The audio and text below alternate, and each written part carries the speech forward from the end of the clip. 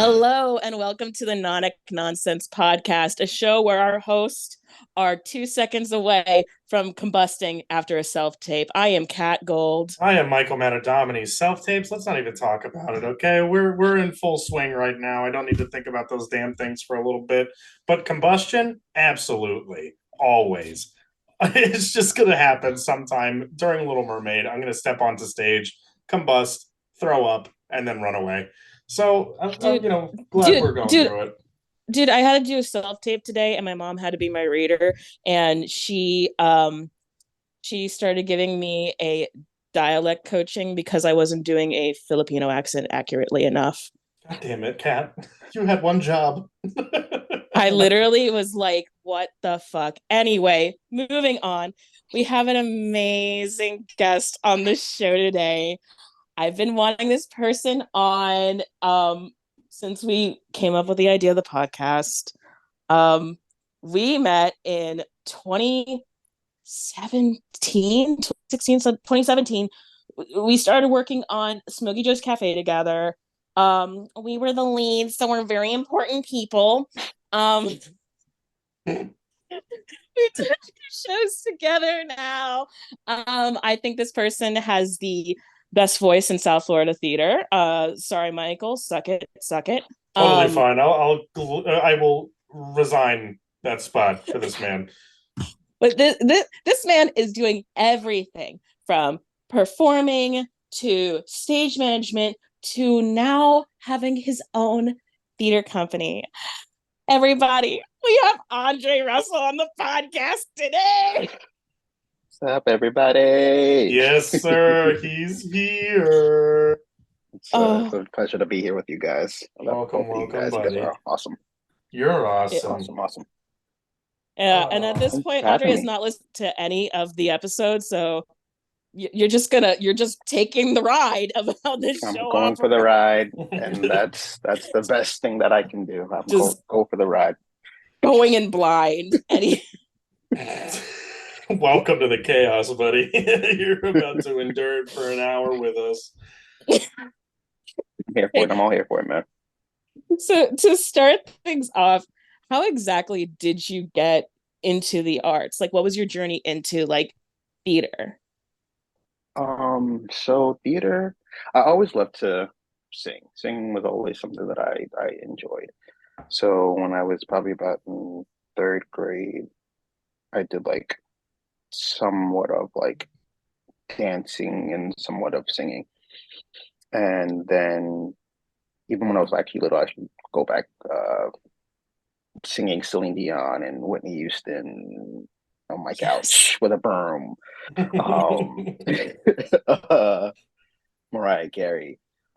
Those are like people that I just adored. So as I got into, I was born in Philadelphia, moved to Florida when I was 10, and I ended up seeing the Wiz in middle school. And I was like, wait, you can do this as a profession? You can like sing and dance and act too? Wait, I want to do this. So the following year, this was probably my sixth grade year, seventh grade, I ended up joining the drama program. And my first show right off the bat was West Side Story. And I played, Yes. Ah, get this, I get played a jet in middle school. So yeah, Okay. all right, West Side. Okay. and I was Arab. I was a named character actually. So that was fun. And the crazy thing was like I never really got the chance to actually perform on an actual stage until probably let's say ninth grade because the first show that we were supposed to do it. Well, we were going to do West Side Story. We are going to do it at Monarch High School, and Mhm. it just opened. And the kid decided that he was going to run around the school with the prop gun during school hours, What the and we Oh, fuck? had to. They took us out of the school, so we ended up doing the show actually in a gym. I bet the And dance it scene was phenomenal then. They were like, was, oh my God. We it was love an a gym actual gym. cavatorium. It wasn't even a cafeteria. It was just a legit gym.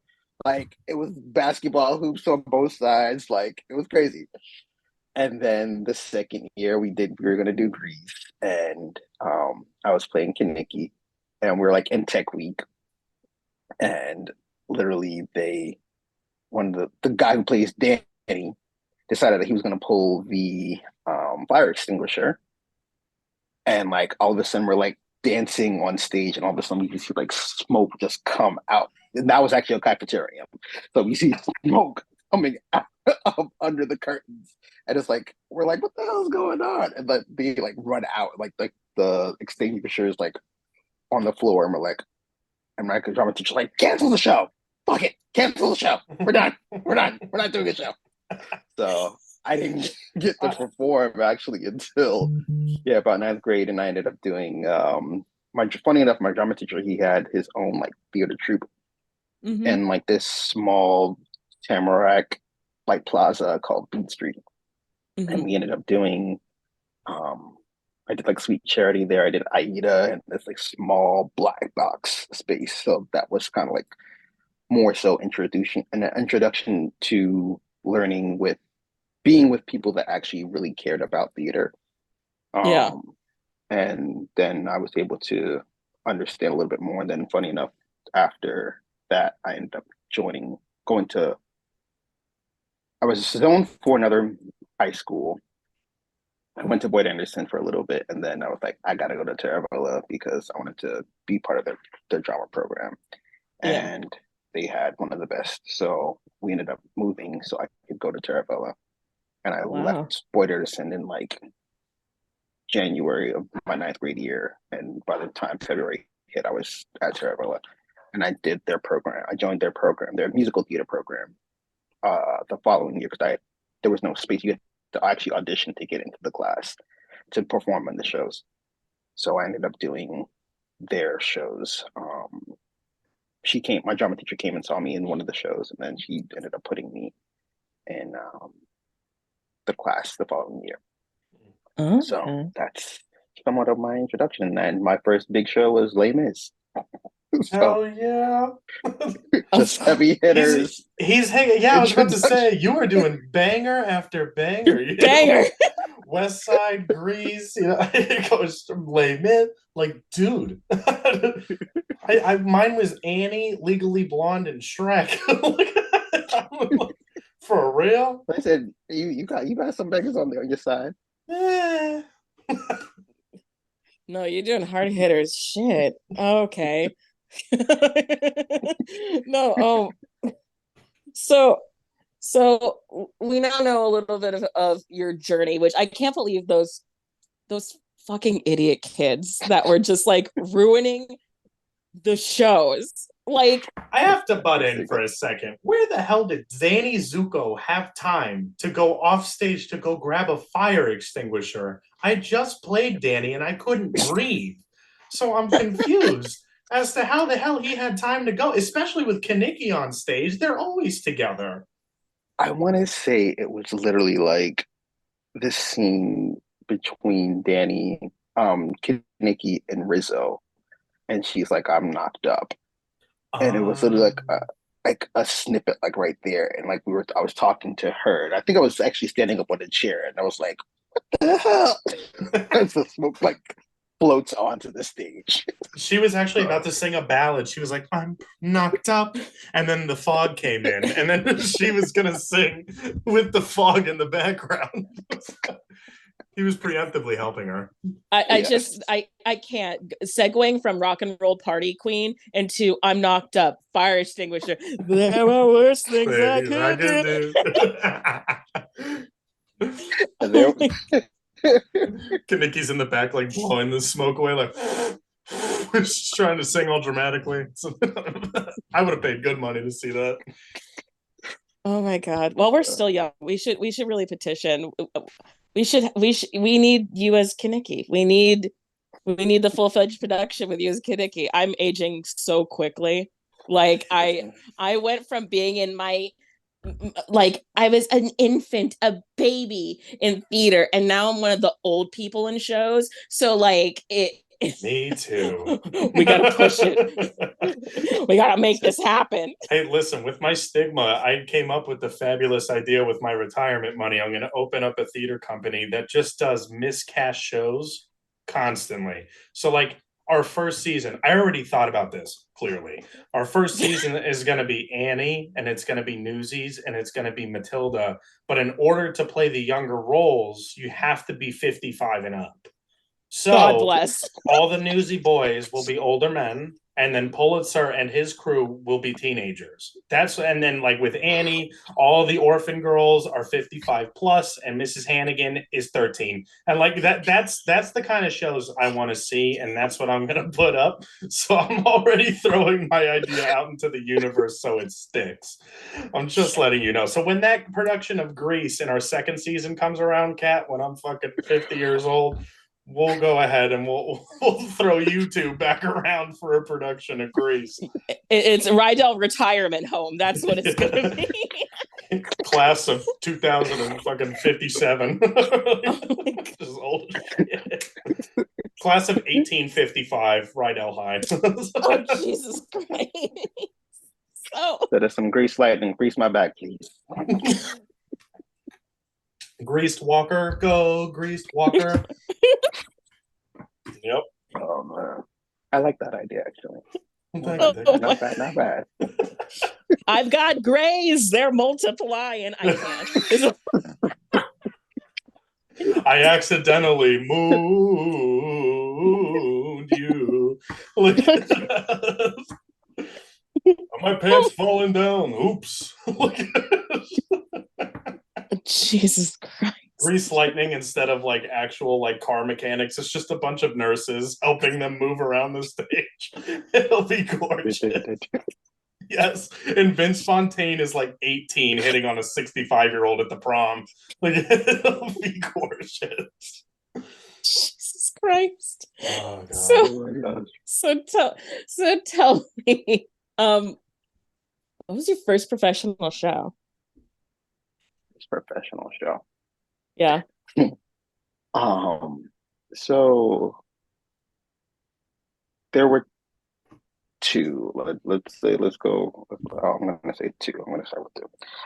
The first one, I was actually in three actually. There's three different shows, like three different times in my life. So like I was in middle school when I actually first did like my own my first professional show. Like we got paid for it. And it was this middle, like it was FCAT was still a thing.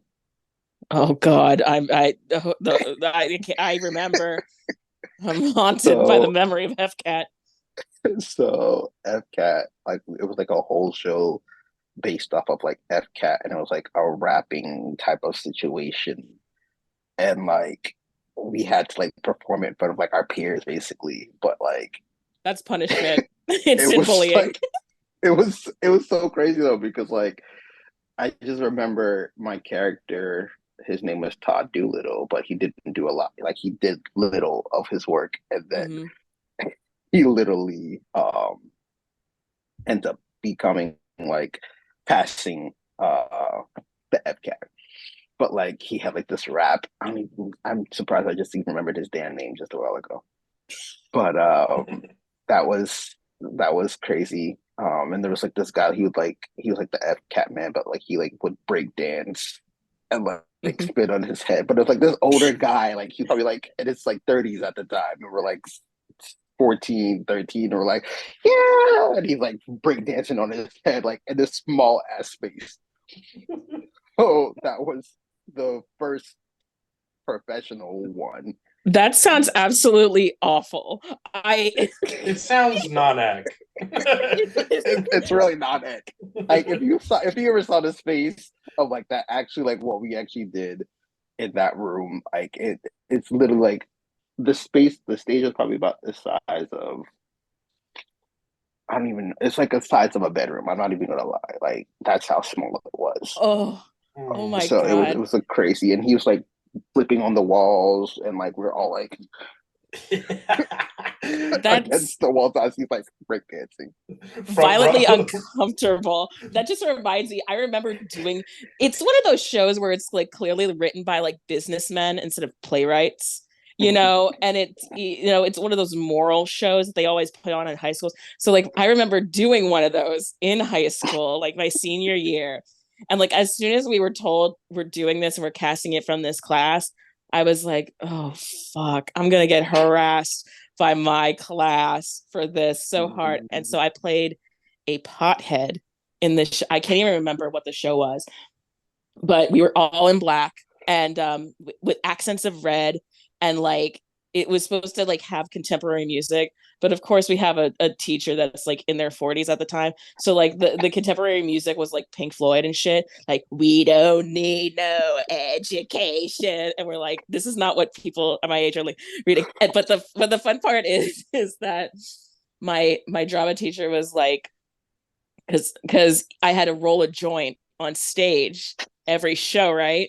And so at that point, I was a very straight edge. I was a very good Catholic girl at the time. So my drama teacher was like, "I'll show you how to roll a joint." Oh, So, Mr. Ryan Lee, I'll shout him out because I know he's not listening to this podcast. But if he is, this will be a nice little treat for you.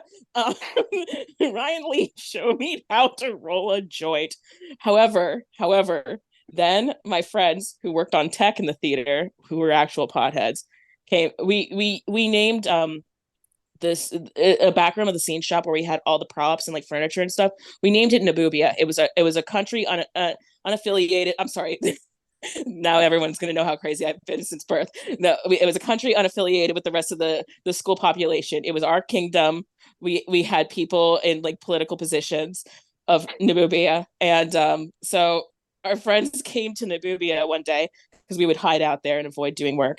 And anytime we could skip a class, we would hang out in Namibia, and was like, man, Mr. Lee is really like shitty at rolling joints. And so they like pulled out, they gave me like rolling papers and showed me how to properly roll a good joint. Oh, Jesus Christ. Anyway, so what was the second show, Andre? the second one, it's now that I'm like talking to you guys, I'm like my journey has just been crazy.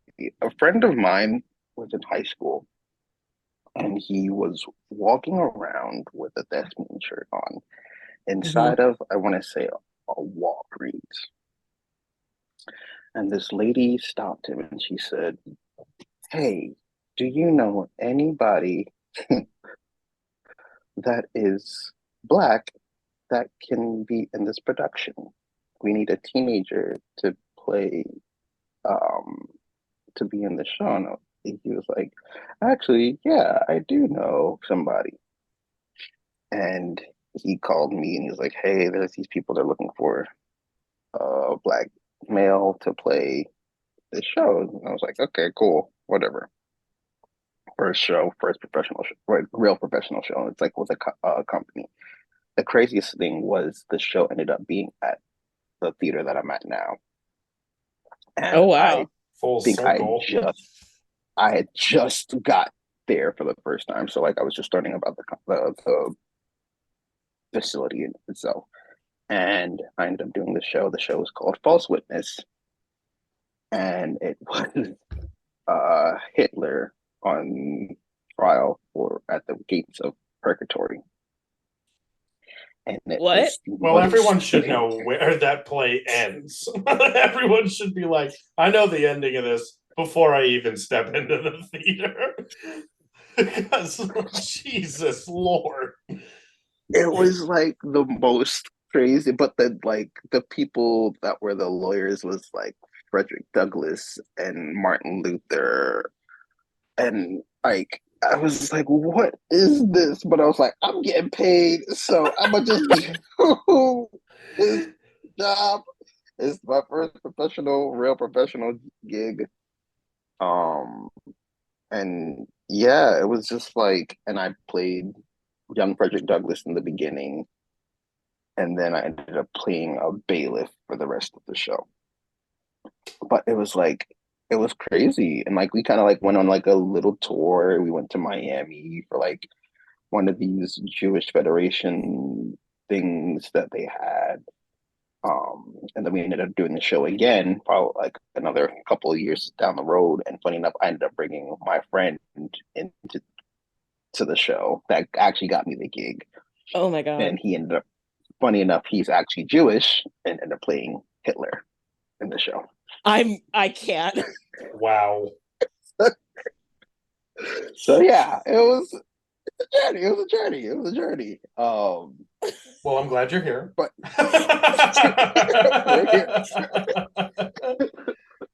I could have left a long time ago, left the theater world. I was like, but no. And then the real one of the ones that I think it it felt like it was something that was truly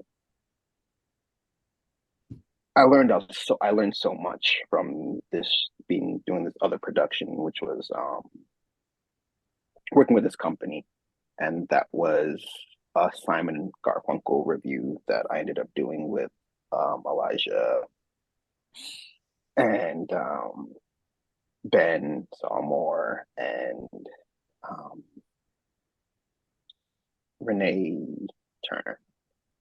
That's where I Oh, ended up meeting Renee, and we did like it was like a Simon and Garfunkel review at the Meisner Park, and it really I learned a lot there, and but it was just like as the situation grew, as we ended up doing more shows with these people, like mhm. it just went like we went for like a damn ride, to the point where like we weren't getting paid.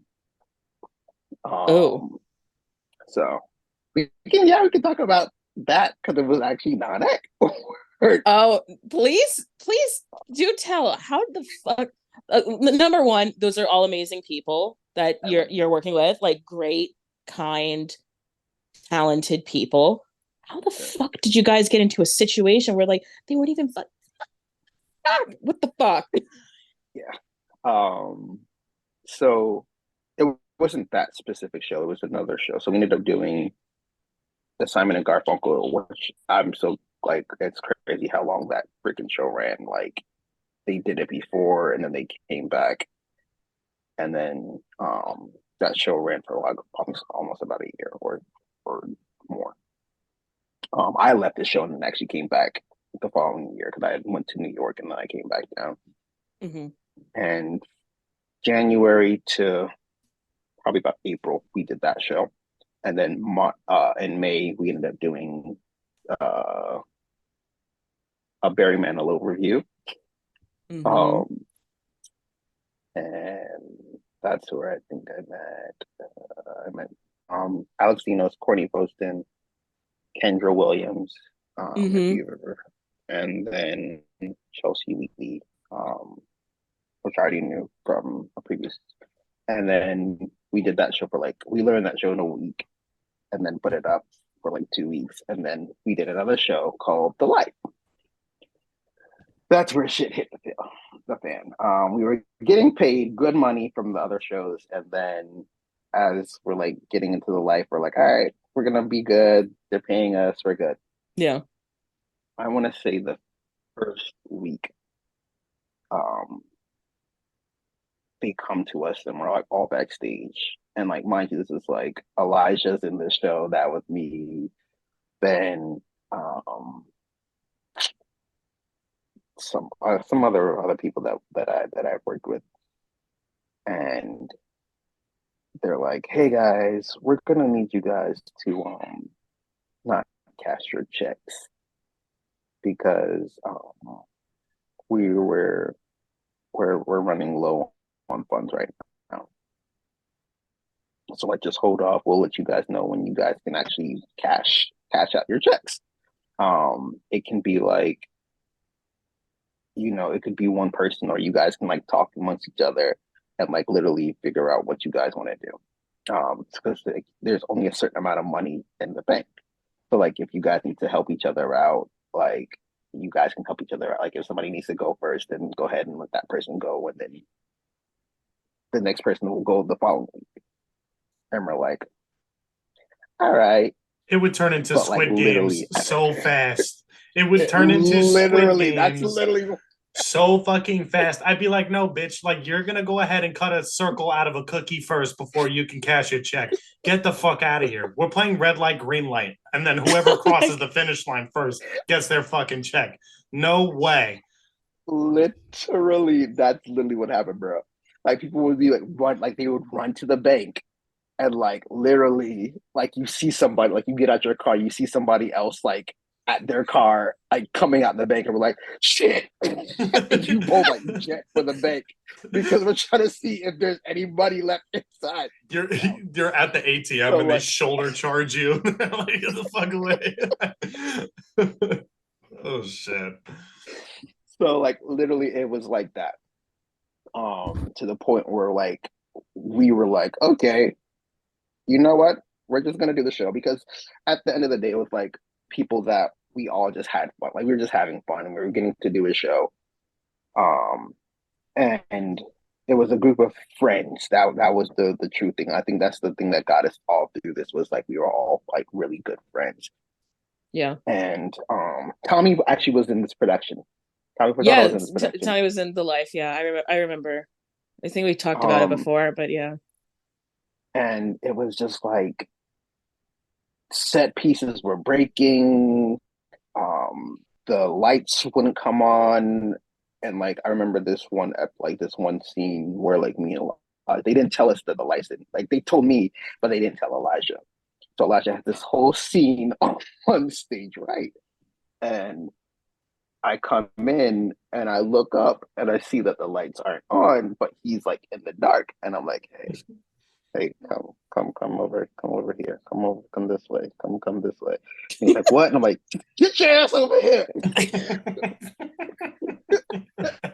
Like literally drag him to the other side of the stage, and I go, look. And it's like during a live ass show, so like there's like audience members in the show like looking, and they're like, but it's like so much like of an older crowd, Yeah. and it's stuff like that that we were just like I just remember those moments, and I think that's the thing that I carry the most with me was like being aware of like in a shitty situation and not wanting for other people to actually experience this because I know what it's like to go through all of this. So it was just like it was crazy. It really was. Like there's been moments where like the music like cut out at the end of the show. And we're all like, yeah, great. Keep singing. There's no way. Keep singing the gun. We had like a prop gun, it would never go off. And then like we're like lying on the floor, it's supposed to be dead, and the gun goes off and we like jump out and we're like, what the and then like lay back down, like as if nothing happened because we're like, what the fuck is going on?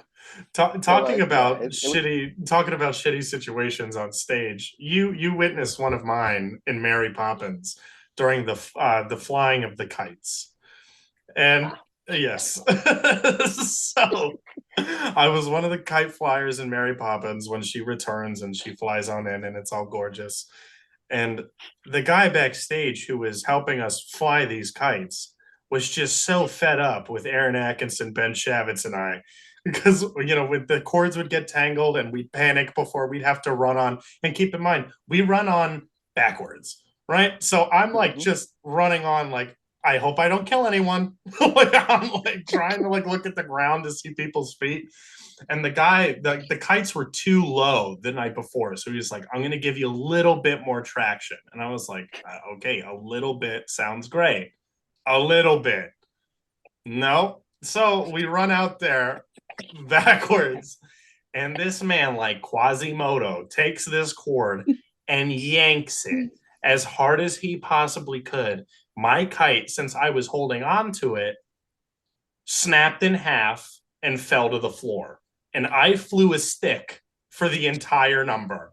And I just remember everyone looking back at me like, Oh no. And I was just, thank God I had my arms up in front of my face because my jaw was on the floor and I didn't know really what to do because I was kind of in shock. I was like, do I go pick up the kite on the floor or do I continue to fly this magic stick? And like I couldn't break the illusion. So I stood there and I flew a stick for the entire number. And I just remember going back off and I grabbed the kite on the way out, and the guy who was who was pulling the shit back there was like, I told you I was going to give you more slack. And I was like, you said a little bit more slack, sir. Not I'm going to yank this shit into the stratosphere. Like, that was completely unfair. So every night we were all like absolutely terrified to see like what shit would happen next with it.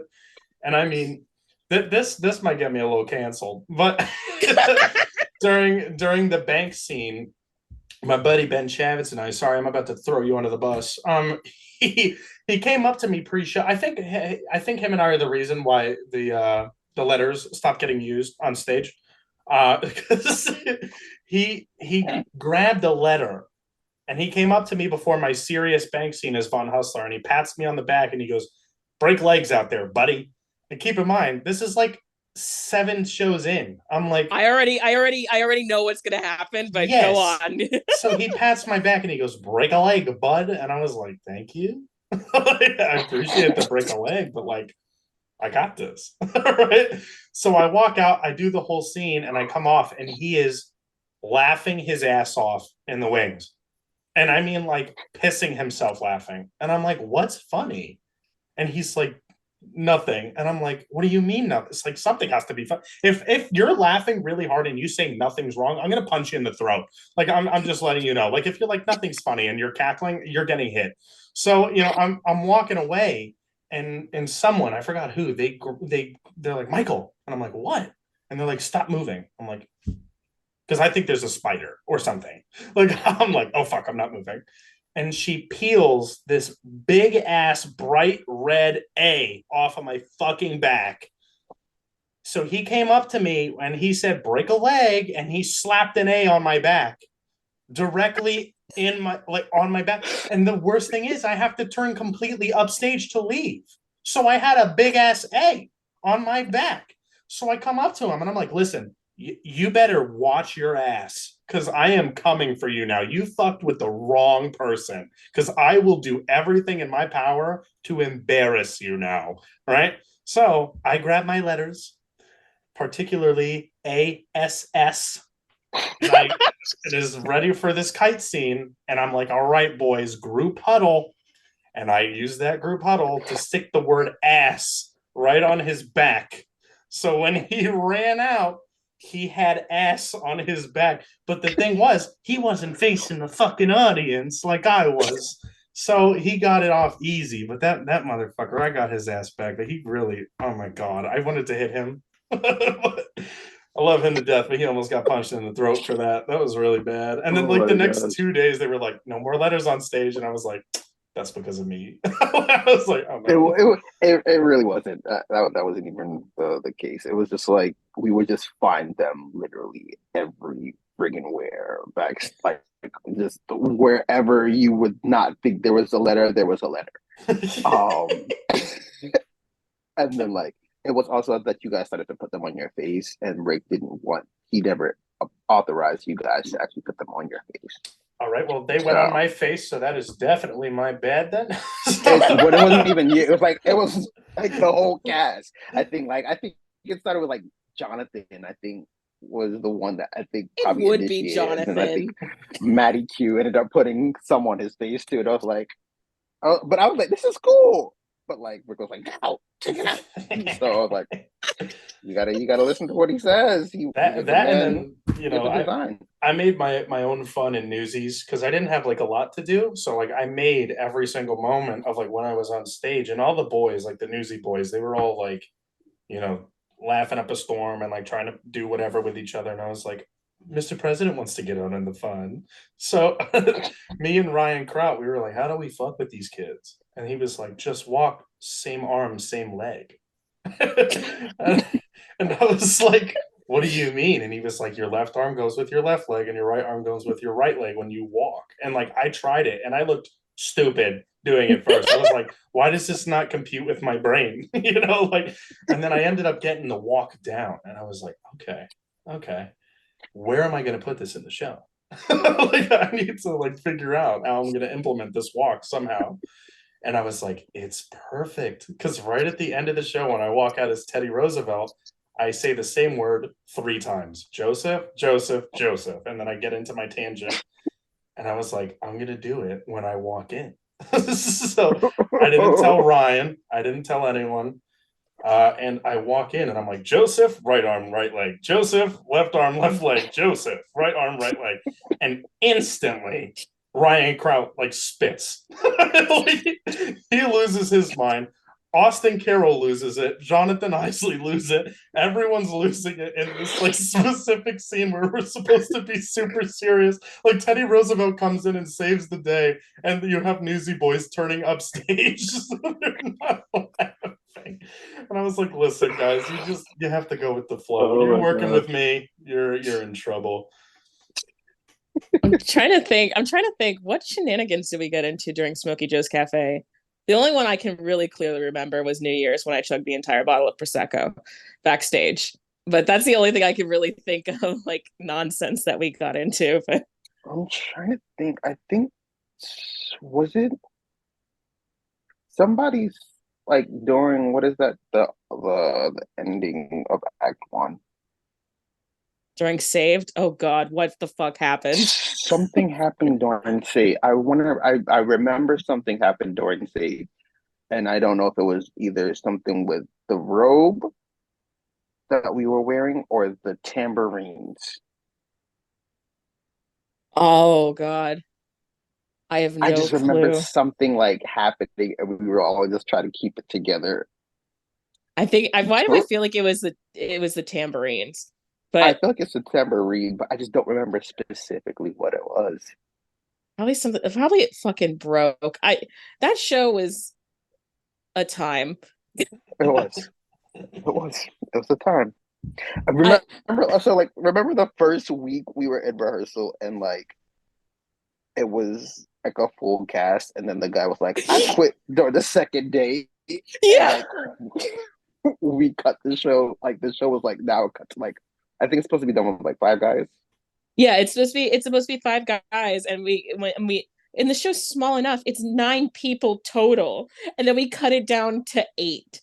And Hey, we because I just remember because that first day that actor came in and was like, "I am the star of the show," mhm. and then quickly realized that we were the stars of the show, and went goodbye and dipped. And he was like, I ain't coming back. And like just did not like didn't tell anybody and we were like, what? And we Yeah, all had learned most of our stuff like um yeah. that day and then we had to like learn even more of his stuff. So it was just like it was so crazy. That Um show, Now, it was a now, time. now that I think about it, I'm trying to. Andre accidentally complied with our non-ec nonsense in Mary Poppins because I tricked you, and I'm sorry for doing this, but Jarrell needed a playbill. And he was like, I've already asked Andre 3 times for playbills. He's gonna think I'm doing something with them. So can you call him in and ask for a playbill? Because he was cutting out pictures of people and this then little putting them in people his face. book. Yeah, he was putting it in the book. So you walked by and I was like, hey, Andre, real question. This is like 5 minutes before showtime. And you were like, what, Michael? And I was like, just curious if you have any playbills. He goes, can I get you in at intermission? And I was like, no, it's kind of important. And he was like, let me see what I can do. He Michael. like walked away and he came, luckily there was like one backstage or something, but he walked back in and he was like, don't say I never did nothing for you. And he put it down at my station and he walked out. And Jarrell was like, okay, great, Michael, now go get scissors. I was like, no, I did the hard part. You go get the scissors now. I'm not playing around with this. Oh my. Oh my gosh. Mary Poppins. So even coming before I even went into it, I was already dreading it because I did it before. It was actually funny enough. It was the first show that I ever directed for like a youth camp, Mhm. and like normally normally the shows are like edited into like a junior version. So I literally had to like create like my own junior version because it wasn't available yet. Mm. So like I was already like, I hate this show. And then like it was the first one and I had like 200 kids on stage and I didn't know what was going on. So like that was my first introduction of like directing like children's theater. So I was like, I hate this fucking show. I'm never doing it again. They're like, Mary Poppins. And I was like, oh, oh. You know what? I'm just gonna do it. Maybe this might be a better experience. And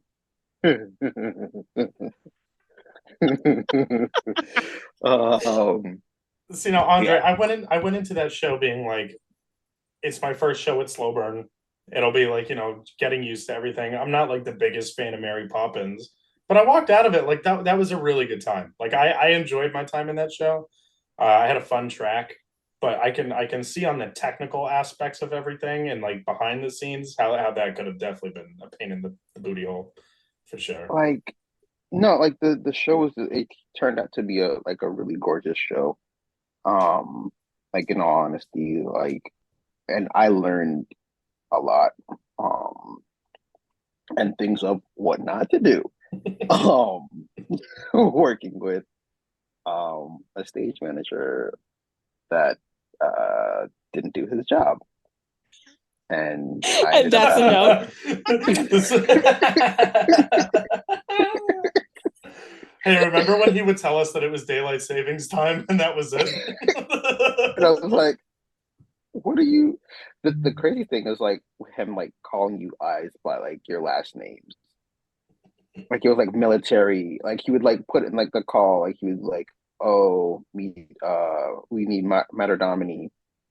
And I think people are used to it with like Michael's used to it because we do the thing with him and Harper. Literally, we do that because there are too many Michaels there in are a South lot of Florida Michaels. theater. There are a So lot of everyone, There are Michaels. a lot of Michaels. it's Matter Domini, it's Westridge, it's Harper, it's Cartwright. We are not justifying them with first names. No. But it was like the whole cast, but it's like when you don't know, like I'm just meeting the cast for the first time. So like he's like Yeah. literally writing down their names and I'm like, who the hell is this? I don't know this person. I know them by their first name, but like their last name, who the hell is that? I recall it. You looked at my last name, you're like, hell no, I'm not pronouncing that shit.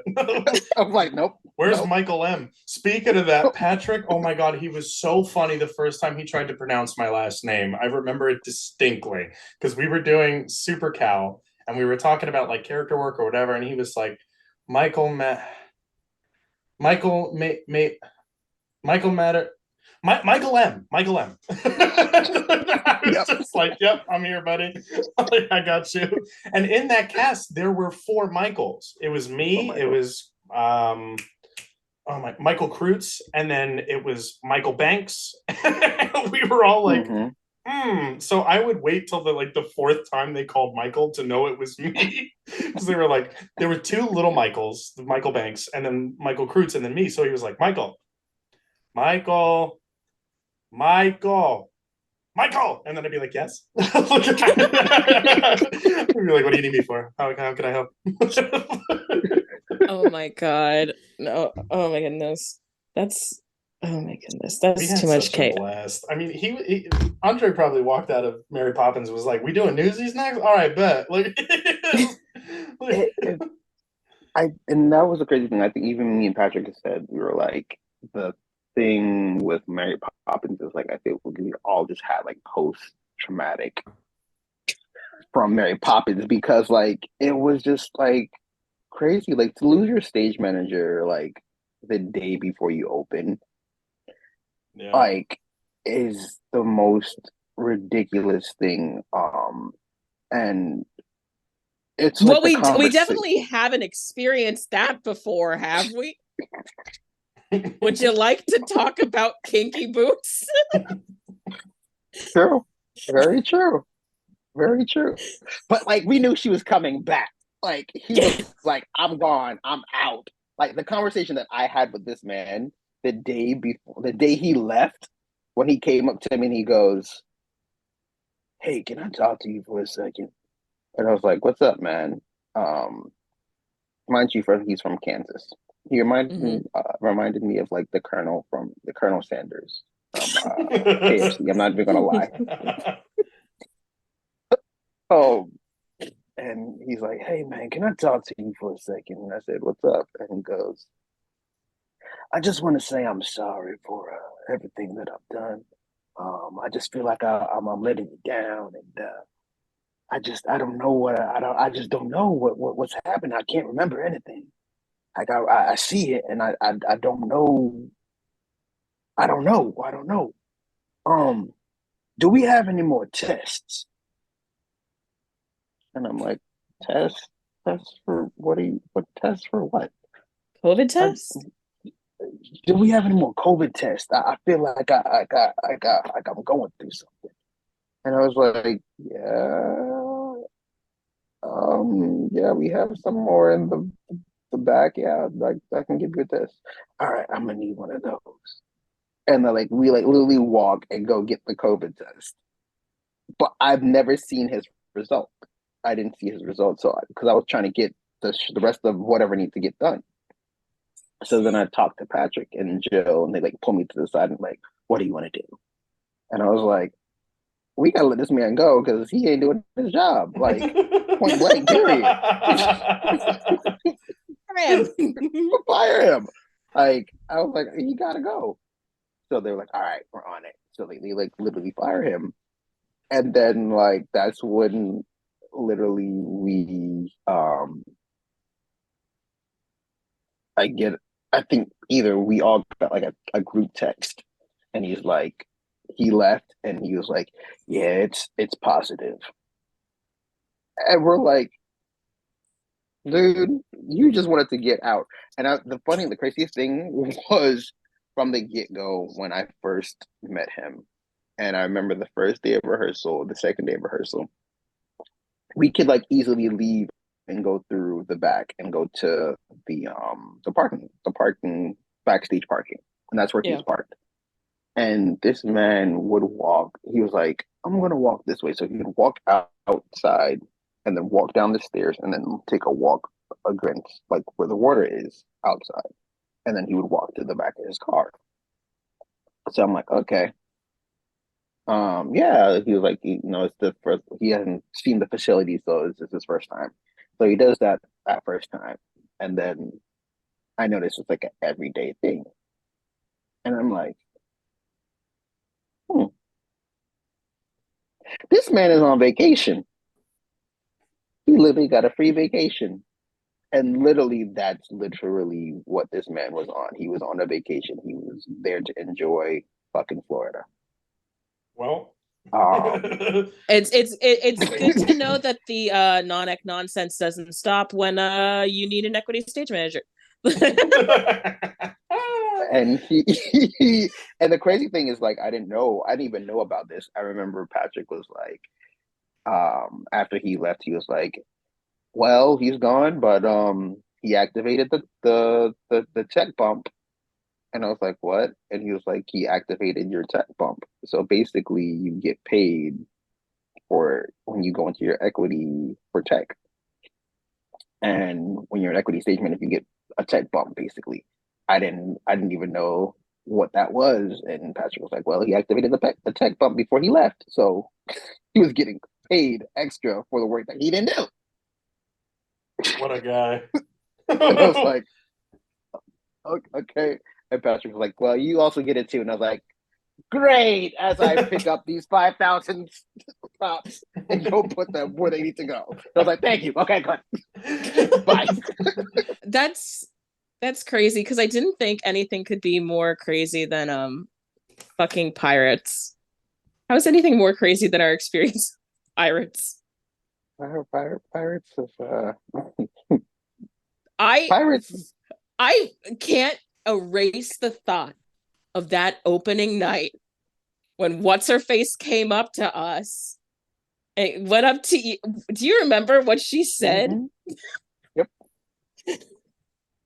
She goes, uh, so she's at the we're right in front of the entrance to the theater, and over the bar, she turns, she goes, "That's me up there." And we're like, "Okay, great, nice to meet you." And then she goes, "Were you in the show?" "Yes, oh yes, you were the token." And I said, Oh, "Yeah, yeah, thank you for coming." And I walked off. You literally, you did the gym pan and you walked off.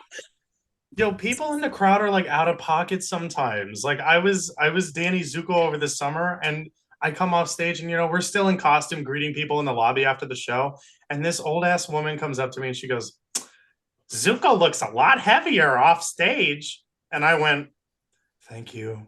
And I was like, "You're an Oh asshole." I my was like, gosh. "Kiss my I ass." I remember. So I was going through a time during Smokey, and my friend had died the week of Christmas, and I had to like dip out right after a matinee to like go to his funeral and then come back for the night Mhm. show. And this woman, I am grieving. I am actively grieving. And this woman from the audience comes around the back and goes, "Excuse me." I was like, "Yes." "Were you in the show?" "Yes." She's like, "How dare you?" And I was like, "How dare I what? What have I done? What have I done, lady?" How And do she I was like, want? "You didn't write a proper bio." Ma'am, Uh, the bio in the playbill is the least of my priorities right now. "Well, no one can know who you are." And I'm like, I have my name, I have my previous shows with this company, and I have my website. If you want more information, you can go into my website, ma'am. Thank you so much for coming to see this show. And she was like, "I'm not done." And I just like walked away and had to get in the car because I was like, I'm going to No fucking time for throat punch this like elderly woman, just or this you'll angry elderly woman. you'll call Jarrell and he'll punch you quickly in the throat. Or we call Sean Davis. I had to bring him up because we bring him up all the time. We'll call Sean Davis and we'll have him take care of whatever's going on. Oh my god. So okay, so I just want to quickly, but before we get to what you're currently doing, you just were at the Edinburgh Fringe Festival, weren't you? It was a crazy time.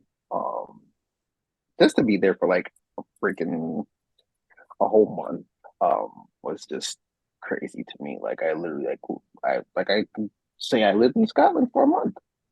So it's like we literally had like a flat that we stayed in, and like every day, it's literally I felt like it was overload though. I'm not even gonna lie because Mm, there was just so much theater going on. Like, but I on top of the festival, that theater festival, there was like three other festivals going on at the time too.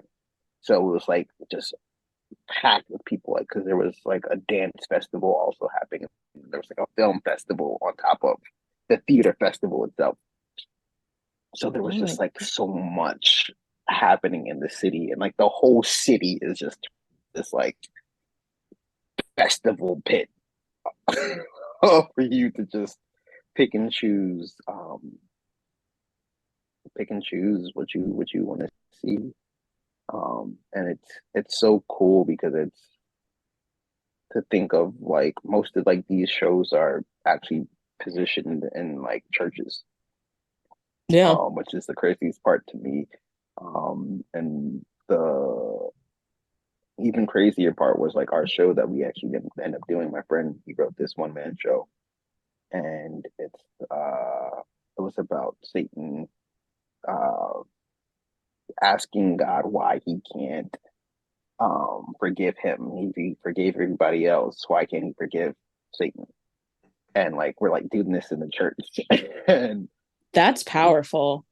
we're like, But it was so interesting because people that even the past, like we ended up talking to the pastor of the church that night, one night, and he was like, "Yeah, like people, people should come see the show." And it's so weird because here in America, like, everybody's like, "No, it's not."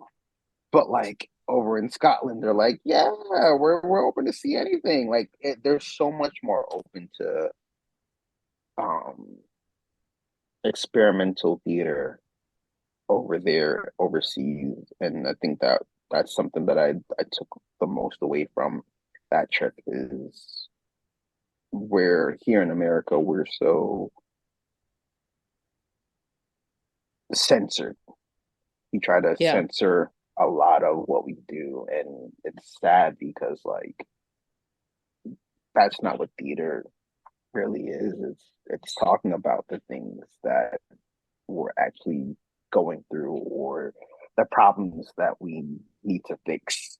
You know, Yeah. it's a reflection of like real life, and we try to push it under the rug and say this is not how life is, but like that's how you write a show. Like you write it off of the experience. That's why people are able to connect with it because they understand it. They know this is exactly where they come from. Yeah.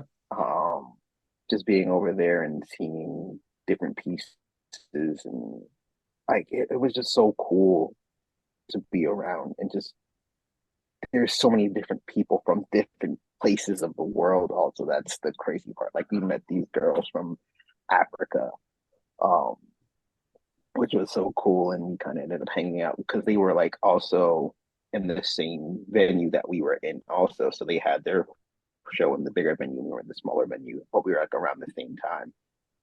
And they were, they were so cool to just meet them, and like, we ended up like having a moment with them, and just being able to talk to them about like theater, and also just being black in theater, and a person of color, and the difference in how it affects, even because they're also in England, Hmm. and over there is a little bit more modernized, and it's kind of more Americanized, I should say, in that aspect, where they're like, it is still hard over here for us also in the UK.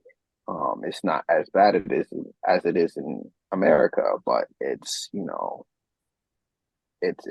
bad. It's bad. It's still bad over here too. The craziest thing though is whenever we would say, people were like, "So where are you from?"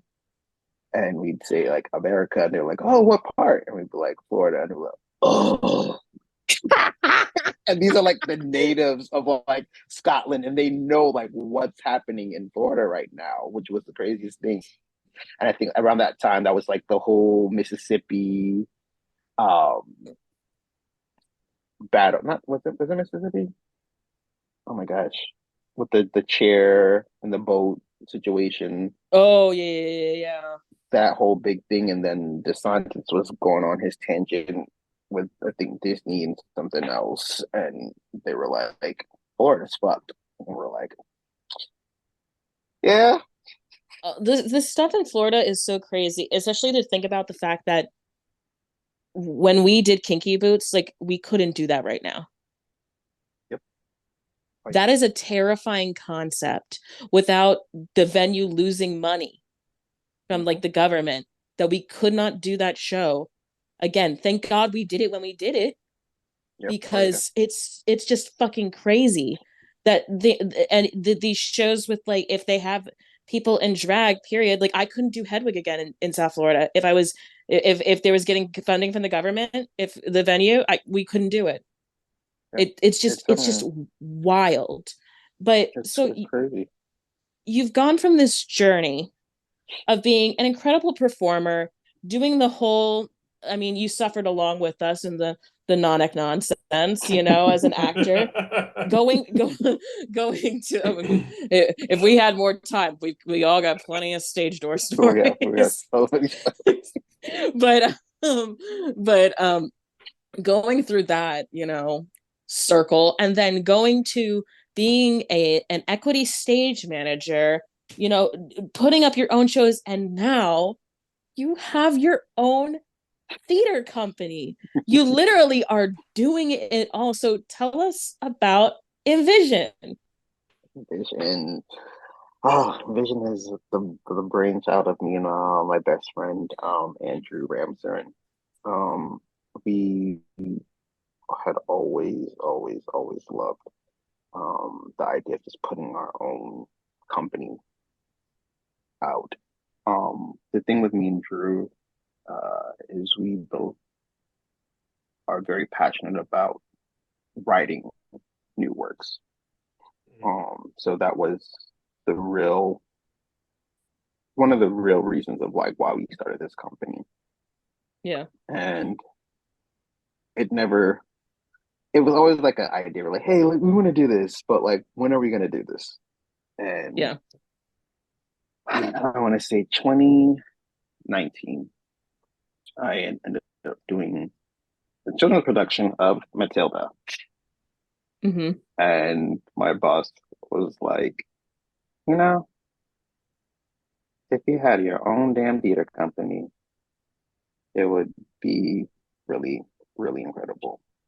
And yeah, she was somebody that like we all look up to. Like that's like my mom, like one of my theater moms. And she said that to me, and I was like, "I ain't opening up no damn theater company." And then literally, I saw you opening up a theater company when you were doing your show at Coral Springs. What was it? You were playing. I'm okay. Yes, I as soon as I went to go see that show, I was like, Andre's going to open up his own theater company. It's a matter of time. Literally, I was like, it is just a waiting game, and it's funny that you're at the same venue. It's literally the same venue. That's fucking crazy. And so I literally went to New York because I was actually going to be doing Frozen the following year. And I went to New York to go see Frozen. And I was pulling with the idea. And I was like, if I ever came up with a theater company, what would the name be? And I'm like, I don't know. And I went through like so many like different names. Like, it was like, oh my gosh, there were so many different names that I was like, no. You were sitting there and they were like, just try to envision a name, and you were like, that's it. But I kid you not, I came off of I just saw Frozen, and I'm riding back on the train to where I'm staying, and I was like, and it's crazy how they just envisioned like this show, and I was like, Envision. And I was like, I texted you. I literally texted him on the train, and I was like, yo, Envision. But spell it I-N, Vision, VISION, because there's other companies, but I didn't want to really be. It wasn't so many other companies that had the name Envision with the EN.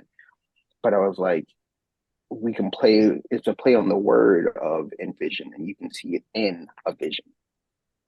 So that's where we're like, all right, cool, let's do that. And as we progressed, I was like, how do I make this something? What is this company really about? And what do we really want it to be about? And I said, I want to see beyond. And that's actually our slogan is let's see beyond. Let's see beyond the bullshit. And let's see beyond the racism. Let's see beyond the colorism. Let's see beyond the same stuff that we constantly see. Let's see beyond so many other things that this theater like the theater world encompasses, and let's do the work. And that's something that like we're just really big on. I have to say, like, there's so many other people in this community that have been blacklisted or blackballed because of uh, uh, saying something or doing something. And yeah, there are some people that they rightfully so deserve those moments and take time to reflect on what you did. But at the end of the day, also we all fuck up. We all Yeah. screw up, and there are people that need, like, you learned your lesson. Okay, now go do better Yeah. and show us that you're doing better. And that's something that when I hired Alex, I was like, I know people are gonna be like, "Oh, you're hiring Alex," da, da, da, da, da. And I was like, I don't care. Like, if you can do the job and you're good at your job and you're not disrespectful and you're not rude to other people and you're doing what you have to do, I'm gonna work with you. And if I don't have a bad experience. I had never had a bad experience with him. So for me, I'm like, I'm doing the work. Let's do the work. If you can do the job, let's do it. And Yeah. that's something that, like I said, I just I want to do the work. I don't want to get caught up in all of these politics. Also down here with Florida and the Carbonells and the Silver Palm, like Yeah. everybody is so they feel a type of way whenever, like, oh, this person is this and this person is that, or this person is a Carbonell, or this person has the Silver Palm. Like, okay, but you may have these awards, but are you doing the work? Are you actually doing what um the correct the word that I'm trying to say is, are you actually doing justice for other people? Are you actually good at what you do?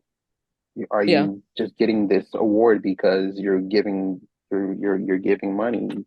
Like, I don't want to get caught up in a lot of that. And that's the politics of whatever, that's just the playing the game of all of this. And it's sad that sometimes we have to do those things in order to get where we want to get. And like, let me just say, it's not just like solely Florida. This is like No. I've been to multiple states now working there.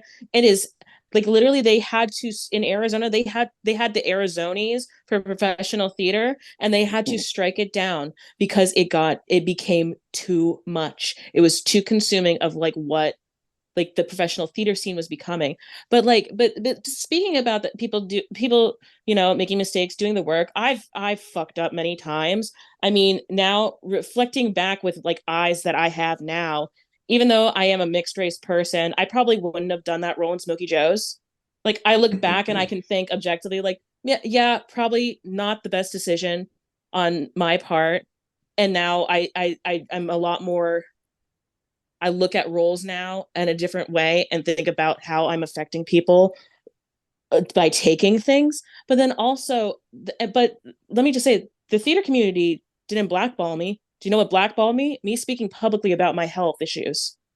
That blacklisted me for about 2 years, and I couldn't find work, and that's why I left Florida.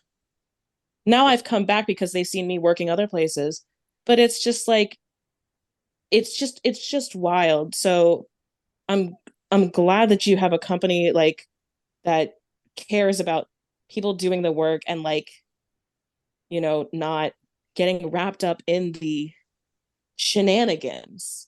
Yeah, that's just been the whole thing. Like we want to do more original work too.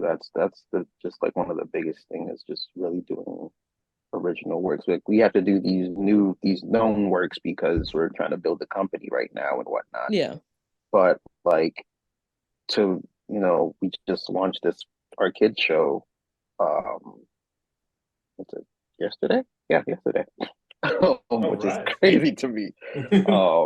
It's just been like, just that alone, that journey of putting up like an original kid show and just seeing these kids, like, they've never seen anything like what we just put on yesterday. And that was something that I said to my best friend, who's Drew. I said, bro, it's like, the crazy thing to me is we just put on this show and some little kid went home and their parents said, "Hey, what did you do today?" Or what how was the show? Like, what did you, and they're like, "It was so awesome. It was so cool. I want to do this." and Oh, that's all that it takes. And it just takes somebody to see a production, um, a show. And that's the thing that like we need to also bring back is like we need to bring back more youth into industry that is slowly somewhat dying. it's not Um, slowly dying, it's actively dying. I it's think dying. people, I mean, Stage Door was an example of that, of a company that ended up tanking once we moved out of that venue that was accessible to the people of that age living in that community. Yep.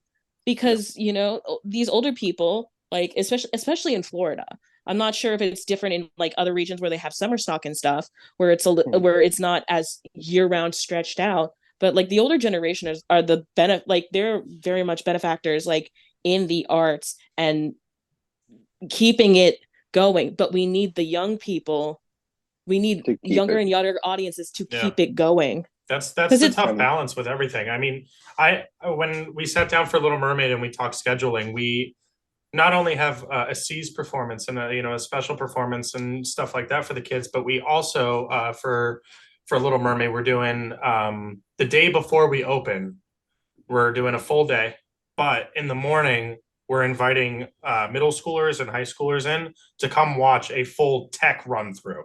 So we're allowed to call hold, we're allowed to stop, we're allowed to fix things with the kids in the audience. And Patrick was even like, the kids are going to love that shit because they're in the theater, so they want to see a hold, they want to see us fixing things on the fly, they want to see all that kind of stuff. And I think yeah, that's super important too, because these people and these kids, they come to a show and they see all this magic happening, but how does that magic happen? And I think that, well, for me as a kid, wanting to know how that stuff happened made me want to get into the arts more and like want to see how like all this kind of stuff was done and like right in front of my face. So I think that these performances are not only special, but they're some of my favorite to perform. Even with Poppins, when we had those performances in the mornings for the kids, I that was like my favorite shows in the run, because it was just so yeah. great seeing a genuine reaction. And then not for Into the Woods, because my god, they were like rowdy, but for Mary Poppins, when like Bert gave Mary a kiss on the cheek and the place erupted. And then sure. like when Mrs. Banks went to go fight the people at the bank, they were like, fight, fight, fight. And I was like, oh, this is incredible. So like that's the kind of stuff I enjoy. And seeing all the smiles on the kids' faces is just like, it's a special thing that not a lot of people get to do. So I think finding a balance between entertaining all audiences is a challenge, that is being handled. But if handled more correctly, I think that's a solution to the problem for sure. But I think of all the people, like Dre, you have such a like commitment to like high standards, quality performances and stuff. Like I think like your company is the one to do it, you know? We We got got your here. back We here at trying. Non-Ec Nonsense. We got your back. Listen, thank y'all for having my back. Thank you, thank you, thank you. And we're really lucky and we're blessed. Um, but that's just the goal of the company is to just keep building and just really give back to our community. Fuck yeah. Um, we both grew up at that. That's actually what we met, which is a crazy thing. 15 years ago. um, we met there, and we both were just like we want to do original work that can also transfer to Broadway or around the world, and we're able to give back and really perform pieces that we're able to show a reflection of the world, truly what it is, um, and casting, being able to cast people and not just for because you have a name. Like we want to cast you because we believe in you or we think that we can get you to where we know you can be and push you to, you know, where we see you. Because some people don't know that what they're capable of doing until they actually are given the chance to do it. And Yep. that's 100%. that's something that we just really we go by because a lot of people down here audition for companies, and unfortunately, they don't get the opportunity to perform because they're not what this director is looking for. They're looking for somebody to just automatically be great. Like, that's not how this works. Or People play want cookie characters, cutter. or play characters that are in their age range. I get it. People want like the certain mold, and sometimes people don't fit into every single perfect aspect of it, and so some of those people get the short end of the stick. You're doing the fucking thing. You're like making shit happen, and like I just I'm proud of you, Jay. I'm proud of you. Shit's badass. I'm sitting back and I'm like, that was my stage manager. That's my friend. That's my friend. Like, there he is. He's badass. Go look at him. Oh my goodness. So anyway, to kind of wrap things up, for social media, are there social media you are open to if people who are clearly going to become Andre Russell fans can follow you at? I know they can follow the Envision Theater Company's Instagram, right? Facebook, you can find us on Envision Theater Company, and then same thing for Instagram. And then if you want to follow me personally, then you can do Dre_Russell, and that's Russell with 2 S's and 2 L's. Yeah, that's the glory. That's the story of Andre. Thank you so much for coming on. We love you so much. It's been an absolute pleasure, buddy. Yes, thank you so much for coming on. It's a blast. All right. So, in wrapping, thank you so much for joining us for the Non-Ec Nonsense podcast. We are premiering every Monday. Thank you for tuning in. Shout out to Michael Ursua coming up to me at the WIC and telling me that he found me ripping my pants from my asshole to my knee was funny. Appreciate you. And shout out to episode 4. Shout out to episode 4. And just thank you for everyone for tuning in, because we really love doing this and we appreciate the feedback and everyone talking about the show itself. So thank you from all of us at Non-Ec Nonsense, which is just Kat and I. It's a great team. It's a great team. But yes, every Monday, go ahead and join us and stay happy, stay healthy, no COVID. This is Michael Matterdomini signing off. This is Kat Gold signing off, and Andre Russell. Andre Russell. Yes, sir. All right. No COVID. Bye.